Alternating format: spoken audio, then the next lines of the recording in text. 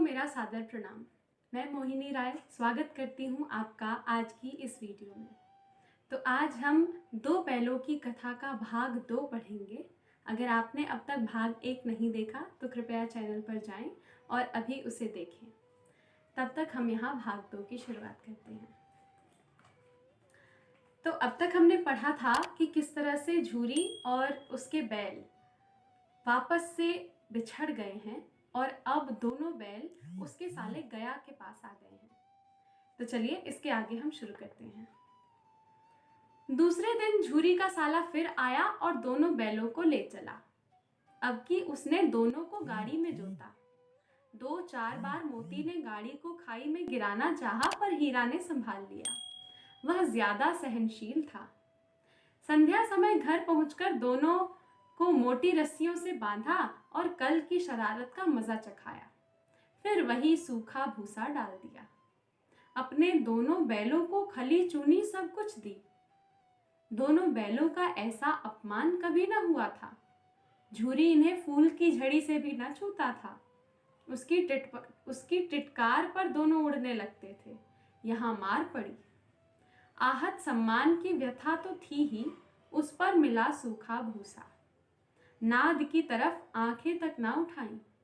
दूसरे दिन गया ने बैलों को हल में जोता, पर इन दोनों ने जैसे पांव ना उठाने की कसम खा ली थी। वह मारते मारते थक गया, पर दोनों ने पांव ना उठाया। एक बार जब उस निर्दयी ने हीरा की नाक पर खूब डंडे जमाए तो मोती को गुस्सा आया। हल लेकर भागा। हल, रस्सी, जुआ, जोत सब टूट टाट कर बराबर हो गया। गले में बड़ी बड़ी रस्सियां ना होती तो दोनों पकड़ाई में ना आते। हीरा ने मूक भाषा में कहा, भागना व्यर्थ है। मोती ने उत्तर दिया, तुम्हारी तो इसने जान ही ले ली थी। अब की बार मार पड़ेगी। पड़ने दो, बैल का जन्म लिया है तो मार से कहां तक बचेंगे। गया 2 आदमियों के साथ दौड़ा आ रहा है। दोनों के हाथों में लाठियां हैं। मोती बोला, कहो तो दिखा दूं मजा मैं भी, लाठी लेकर आ रहा है।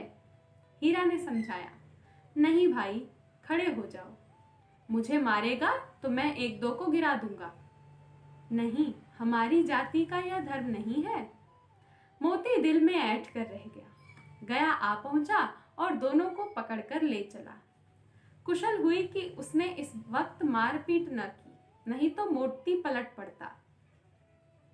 उसके तेवर देख गया और उसके सहायक समझ गए कि इस वक्त टाल जाना ही भलमनसाहत है। आज दोनों के सामने फिर वही सूखा भूसा लाया गया। दोनों चुपचाप खड़े रहे। घर में लोग भोजन करने लगे। उस वक्त छोटी सी लड़की 2 रोटियां लिए निकली और दोनों के मुंह में देकर चली गई। उस एक रोटी से इनकी भूख तो क्या शांत होती, पर दोनों के हृदय को मानो भोजन मिल गया। यहाँ भी किसी सज्जन का वास है। लड़की भैरों की थी। उसकी माँ मर चुकी थी। सौतेली माँ उसे मारती रहती थी, इसलिए इन बैलों से एक प्रकार की आत्मीयता हो गई थी। दोनों दिन भर जाते, डंडे खाते, अड़ते, शाम को थान पर बांध दिए जाते और रात को वही बालिका उन्हें 2 रोटियां खिला जाती। प्रेम के इस प्रसाद की यह बरकत थी कि 2-2 गाल सूखा भूसा खाकर भी दोनों दुर्बल ना होते थे, मगर दोनों की आंखों में रोम रोम में विद्रोह भरा हुआ था। एक दिन मोती ने मूक भाषा में कहा, अब तो सहा नहीं जाता हीरा। क्या करना चाहते हो? एक आध को सींगों पर उठाकर फेंक दूंगा। लेकिन जानते हो, वह प्यारी लड़की जो हमें रोटियां खिलाती है उसी की लड़की है, जो इस घर का मालिक है। यह बेचारी अनाथ हो जाएगी। तो मालकिन को फेंक दूं? वही तो इस लड़की को मारती है। लेकिन औरत जात पर सींग चलाना मना है, यह भूले जाते हो। तुम तो किसी तरह निकलने ही नहीं देते। बताओ, तुड़ाकर भाग चले? हाँ, यह मैं स्वीकार करता, लेकिन इतनी मोटी रस्सी टूटेगी कैसे? इसका एक उपाय है। पहले रस्सी को थोड़ा चबा लो, फिर एक झटके में जाती है। रात को जब बालिका रोटियां खिलाकर चली गई तो दोनों रस्सियां चबाने लगे। पर मोटी रस्सी मुंह में ना आती। बेचारे बार बार जोर लगाकर रह जाते। सहसा घर का द्वार खुला और वह लड़की निकली। दोनों सिर झुकाकर उसका हाथ चाटने लगे। दोनों की पूंछें खड़ी हो गई। उसने उनके माथे सहलाए और बोली, खोल देती हूँ, चुपके से भाग जाओ, नहीं तो ये लोग मार डालेंगे। आज घर में सलाह हो रही है कि इनकी नाकों में नाद डाल दी जाए। उसने गराव खोल दिया, पर दोनों चुप खड़े रहे। मोती ने अपनी भाषा में पूछा, अब चलते क्यों नहीं? हीरा ने कहा, चले तो, लेकिन कल इस अनाथ पर आफत आएगी, सब इसी पर संदेह करेंगे। सहसा बालिका चिल्लाई, दोनों फूफा वाले बैल भागे जा रहे हैं, ओ दादा दादा, दोनों बैल भागे जा रहे हैं, ओ दादा दादा, दोनों बैल भागे जा रहे हैं, जल्दी दौड़ो। गया हड़बड़ाकर भीतर से निकला और बैलों को पकड़ने चला। वे दोनों भागे। गया ने पीछा किया। वे और भी तेज हुए। गया ने शोर मचाया। फिर गांव के कुछ आदमियों को भी साथ लेने के लिए लौटा। दोनों मित्रों को भागने का मौका मिल गया। सीधे दौड़ते चले गए, यहां तक कि मार्ग का ज्ञान ना रहा। जिस परिचित मार्ग से आए थे उसका यहाँ पता न था। नए नए गांव मिलने लगे। तब दोनों एक खेत के किनारे खड़े होकर सोचने लगे, अब क्या करना चाहिए। हीरा ने कहा, मुझे मालूम है, राह भूल गए। तुम भी बेतहाशा भागे, वहीं उसे मार गिराना था। उसे मार गिराते तो दुनिया क्या कहती। वह अपने धर्म छोड़ दे, लेकिन हम अपना धर्म क्यों छोड़े। दोनों भूख से व्याकुल हो रहे थे। खेत में मटर खड़ी थी। चरने लगे। रह रहकर आहट लेते रहते थे, कोई आता तो नहीं है। जब पेट भर गया, दोनों ने आजादी का अनुभव किया तो मस्त होकर उछलने कूदने लगे। पहले दोनों ने डकार ली, फिर सींग मिलाए और एक दूसरे को ठेकने लगे। मोती ने हीरा को कई कदम पीछे हटा दिया, यहां तक कि वह खाई में गिर गया। तब उसे भी क्रोध आ गया। संभल कर उठा और मोती से भिड़ गया। मोती ने देखा कि खेल में झगड़ा हुआ चाहता है तो किनारे हट गया। अरे यह क्या, कोई सांड डौंकता चला आ रहा है। हाँ, सांड ही है। वह सामने आ पहुंचा। दोनों मित्र बगले झांक रहे थे। सांड पूरा हाथी था। उससे भिड़ना जान से हाथ धोना है, लेकिन ना भिड़ने पर भी जान बचती नजर नहीं आती। इन्हीं की तरफ आ भी रहा है। कितनी भयंकर सूरत है। मोती ने मूक भाषा में कहा, बुरे फंसे, जान बचेगी, कोई उपाय सोचो। हीरा ने चिंतित स्वर में कहा, अपने घमंड में फूला हुआ है, आरजू विनती ना सुनेगा। भाग क्यों न चले। भागना कायरता है, तो फिर यहीं मरो। बंदा तो 9-2-11 होता है, और जो दौड़ाए तो फिर कोई उपाय सोचो जल्द। उपाय यह है कि उस पर दोनों जने एक साथ चोट करें। मैं आगे से रगेदता हूं, तुम पीछे से रगेदो। दोहरी मार पड़ेगी तो भाग खड़ा होगा। मेरी ओर झपटे, तुम बगल से उसके पेट में सींग घुसेड़ देना।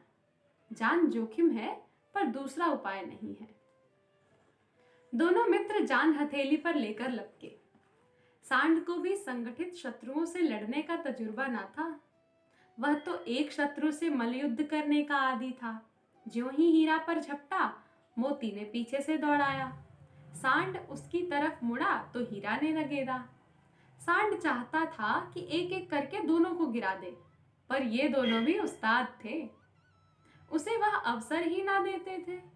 एक बार सांड झल्लाकर हीरा का अंत कर देने के लिए चला कि मोती ने बगल से आकर उसके पेट में सींग भोंक दिया। सांड क्रोध में आकर पीछे फिरा तो हीरा ने दूसरे पहलू में सींग चुभा दिया। आखिर बेचारा जख्मी होकर भागा और दोनों मित्रों ने दूर तक उसका पीछा किया, यहां तक कि सांड बेदम होकर गिर पड़ा। तब दोनों ने उसे छोड़ दिया। दोनों मित्र जीत के नशे में झूमते चले जाते थे। मोती ने सांकेतिक भाषा में कहा, मेरा जी चाहता था कि बच्चा को मार ही डालूं। हीरा ने तिरस्कार किया, गिरे हुए बैरी पर सींग ना चलाना चाहिए। यह सब ढोंग है। बैरी को ऐसा मारना चाहिए कि फिर ना उठे। अब घर कैसे पहुंचोगे वह सोचो।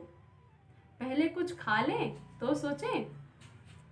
सामने मटर का खेत था ही, मोती उसमें घुस गया। हीरा मना करता रहा पर उसने एक न सुनी।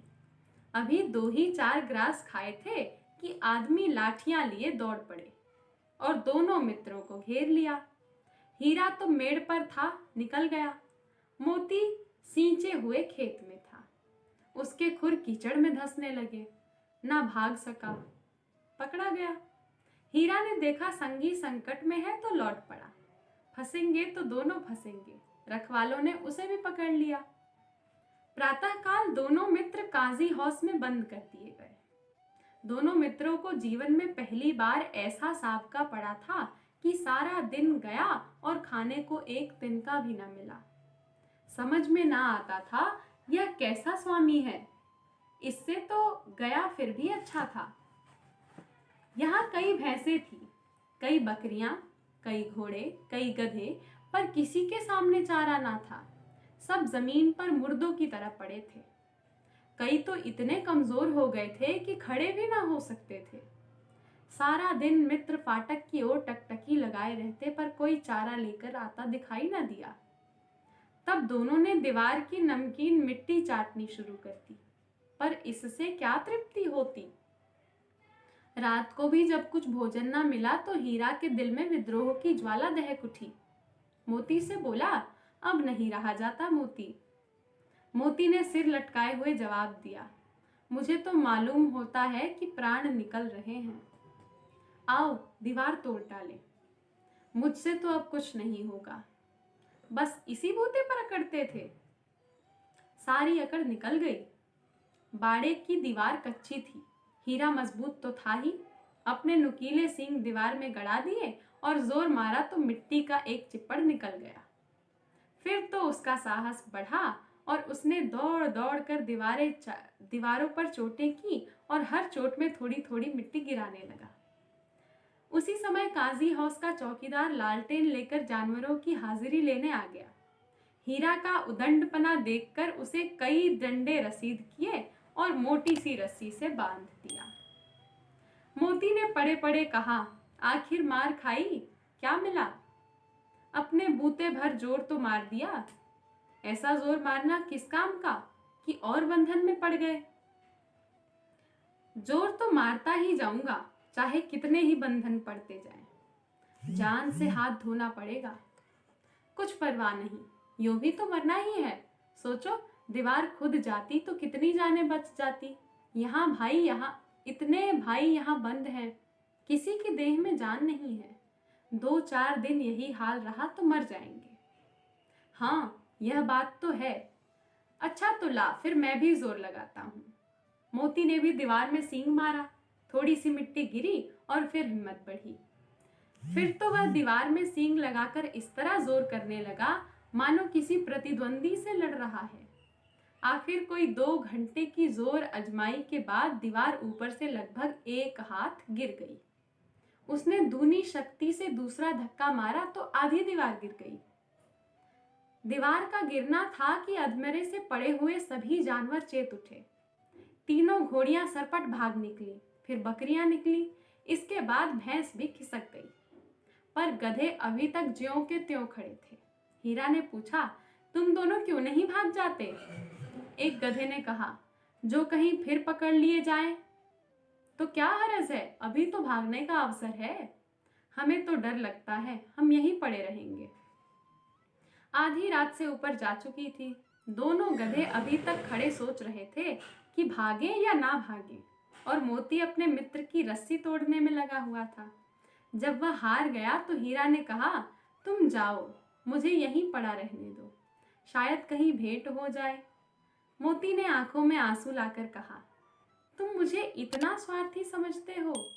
हीरा, हम और तुम इतने दिनों एक साथ रहे हैं, आज तुम विपत्ति में पड़ गए हो तो मैं तुम्हें छोड़कर अलग हो जाऊं?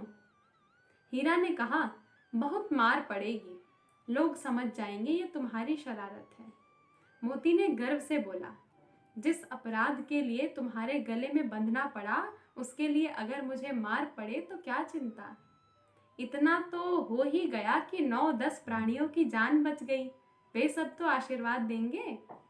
यह कहते हुए मोती ने दोनों गधों को सींग से मार मार कर बाड़े से बाहर निकाला और तब अपने बंधु के पास आकर सो गया। भोर होते ही मुंशी और चौकीदार तथा अन्य कर्मचारियों में कैसी खलबली मची, इसके लिखने की क्या जरूरत। बस इतना ही काफी है कि मोती की खूब मरम्मत हुई और उसे भी मोटी रस्सी से बांध दिया गया। तो ये था हमारा तीसरा भाग। अगली वीडियो में हम इसके चौथे भाग से शुरुआत करेंगे। ये कहानी बहुत ही संवेदनशील है और अपने साथ साथ कई संदेश लिए हुए है, तो इसको ध्यान से सुने और इस कहानी पर विचार करें। आपके हिसाब से ये कहानी क्या संदेश देना चाहती है। मिलते हैं अगली वीडियो में, तब तक के लिए धन्यवाद।